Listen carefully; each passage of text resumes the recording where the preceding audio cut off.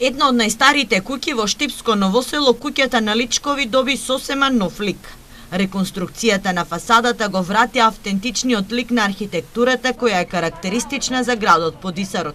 До крајот на годината е предвидено да се реновираат фасади на уште 2 куќи.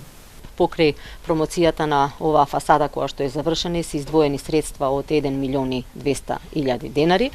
Институцијата Завод и музеј Штип веќе има избрано економски оператор, значи фирма која што работи на уште 2 фасади, кои што се планираат да бидат готови до крајот на годината. Во тек е конзервација на икони кои ќе бидат дел од галеријата на икони во црквата Успение на Пресвета Богородица во Штипско Новосело.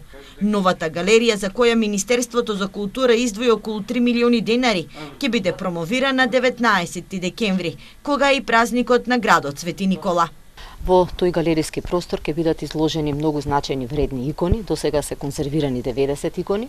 Значи, паралелно институцијата ги конзервира останатите икони кои што ќе бидат презентирани во новиот галериски простор на оваа прекрасна црква. Тука ќе имаме и неколку иконостаси, вредни оригинални предмети од црковни обреди.